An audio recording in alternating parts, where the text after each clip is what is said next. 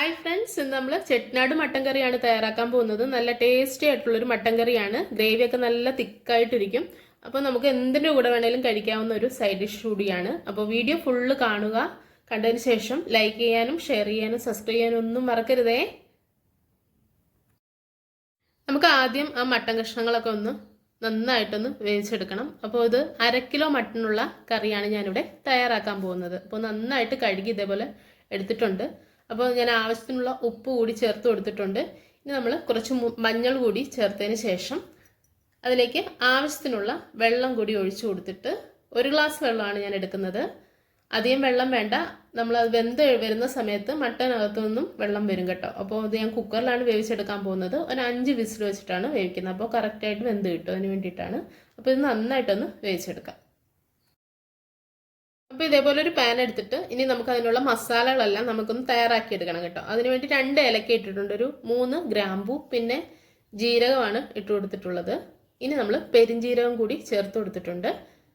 അതിനുശേഷം നമുക്ക് കുറച്ച് കുരുമുളക് കൂടി ചേർത്ത് കൊടുത്തിട്ടുണ്ട്.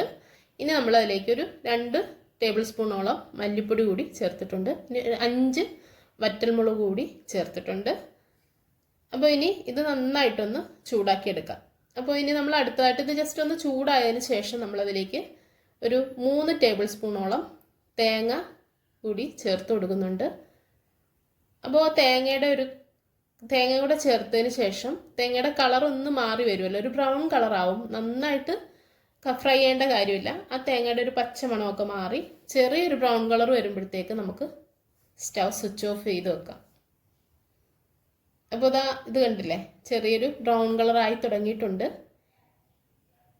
ഇതാണ് എൻ്റെ കറക്റ്റ് പരുവം. നമുക്ക് സ്റ്റൗ സ്വിച്ച് ഓഫ് ചെയ്യാം. ഇനി ഇത് നന്നായിട്ട് ആറിയതിന് ശേഷം നമുക്ക് മിക്സിയുടെ ജാറിലേക്ക് ഇട്ട് കൊടുത്തിട്ട് നന്നായിട്ട് അരച്ചെടുക്കണം. നന്നായിട്ട് ആറി വന്നിട്ടുണ്ട്. ഇനി ഞാനിത് അരച്ചെടുക്കാൻ പോവുകയാണേ. ഇതേപോലെ ആദ്യം ഒന്ന് പൊടിഞ്ഞു വന്നിട്ടുണ്ട്. അപ്പോൾ ഇത് കുറച്ച് പോലും വേസ്റ്റ് ആവാതിരിക്കാൻ നമുക്കിനി കുറച്ച് വെള്ളം കൂടി ഒഴിച്ചിട്ട് നന്നായിട്ട് അരച്ചെടുക്കാം. കുറച്ച് പോലും തരിയില്ലാതെ ഇതേപോലെ അരച്ചെടുക്കണം. അപ്പോൾ പാൻ എടുത്തിട്ടുണ്ട്.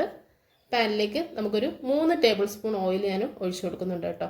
അപ്പോൾ ഇനി അതിലേക്ക് ഞാൻ പട്ട പിന്നെ കുറച്ച് പെരിഞ്ജീരകവുമാണ് ചേർത്ത് കൊടുത്തിട്ടുള്ളത്. അപ്പോൾ ഇനി ഇതിലേക്ക് ഞാൻ കുറച്ച് കറിവേപ്പില കൂടി ചേർത്ത് കൊടുക്കുന്നുണ്ട്. ഇനി നമുക്ക് ചെറുതായിട്ട് കട്ട് ചെയ്ത് വെച്ചിട്ടുള്ള സവാള കൂടി ഇട്ട് കൊടുക്കാം. അപ്പോൾ ഈ സവാള നന്നായിട്ട് വഴറ്റിയെടുക്കണം. ഒരു ബ്രൗൺ കളറായിട്ട് വേണം നമുക്ക് അടുത്ത ഇൻഗ്രീഡിയൻസ് ഒക്കെ ആഡ് ചെയ്ത് കൊടുക്കാൻ. അപ്പോൾ നമ്മൾ സാധാരണ ഞാൻ പറയാറുള്ള പോലെ തന്നെ ഇതിൽ കുറച്ച് ഉപ്പ് കൂടി ചേർത്ത് കൊടുത്തു കഴിഞ്ഞാൽ സവാള പെട്ടെന്ന് വഴറ്റിയെടുക്കാൻ സാധിക്കും. അപ്പോൾ ഇടയ്ക്ക് ഇതേപോലെ ഒന്ന് ഇളക്കി കൊടുത്താൽ മതി.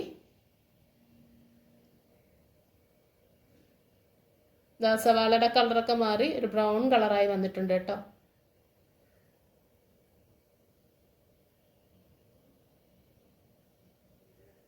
ഇനി നമുക്കതിലേക്ക് ഞാൻ തയ്യാറാക്കി വെച്ചിട്ടുള്ള ജിഞ്ചർ ഗാർലിക് പേസ്റ്റാണ് ചേർത്ത് കൊടുത്തിട്ടുള്ളത്. ഒരു 2 ടീസ്പൂൺ ജിഞ്ചർ ഗാർലിക് പേസ്റ്റ് കൂടി അതിലേക്ക് ചേർത്ത് കൊടുത്തിട്ടുണ്ട്. നന്നായിട്ടൊന്ന് മിക്സ് ചെയ്യുക. അപ്പോൾ ഇനി അടുത്തായിട്ട് നമ്മൾ ചേർക്കാൻ പോകുന്നത് തക്കാളിയാണ്. ഒരു തക്കാളി ഇതേപോലെ ചെറുതായിട്ട് കട്ട് ചെയ്തെടുത്തിട്ടുണ്ടായിരുന്നു, അതുകൂടി ചേർത്ത് കൊടുത്തിട്ടുണ്ട്. അപ്പോൾ ഈ തക്കാളിയുടെ ഒരു പച്ച ഇതൊക്കെ മാറിയിട്ട് നന്നായിട്ടൊന്ന് വെന്ത് വരുന്ന സമയത്ത് നമുക്ക് അടുത്ത ഇൻഗ്രീഡിയൻസ് കൂടി അതിലേക്ക് ആഡ് ചെയ്ത് കൊടുക്കാം. ഇപ്പോൾ നന്നായിട്ടൊന്ന് വെന്ത് വന്നിട്ടുണ്ട് തക്കാളി.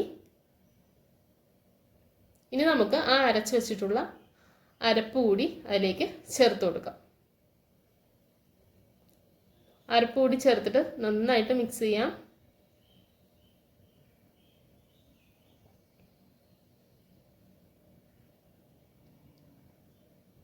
നമ്മൾ അരപ്പൊക്കെ ചേർത്ത് കൊടുത്തിട്ടുണ്ട്. അപ്പോൾ വളരെ തിക്കായിട്ടുള്ള ഗ്രേവിക്ക് വേണ്ടിയാണ് നമ്മളിത് ചെയ്യുന്നത് കേട്ടോ. അപ്പോൾ ആ ജാറിൽ കൂടി വെള്ളം ഒഴിച്ചിട്ട് ഞാനൊന്ന് കുറച്ച് വെള്ളം ഒഴിച്ചാൽ മതി. ഇനിയിപ്പം നമ്മളത് മട്ടൻ വെന്ത് കഴിയുമ്പോൾ അതിലുള്ള വെള്ളം കൂടി വരും. അതുകൊണ്ട് ഈ കറിക്കകത്ത് അധികം വെള്ളം ഒഴിക്കണ്ട. വെള്ളം ഒഴിക്കുമ്പോൾ കുറച്ച് ശ്രദ്ധിച്ച് ഒഴിക്കാം.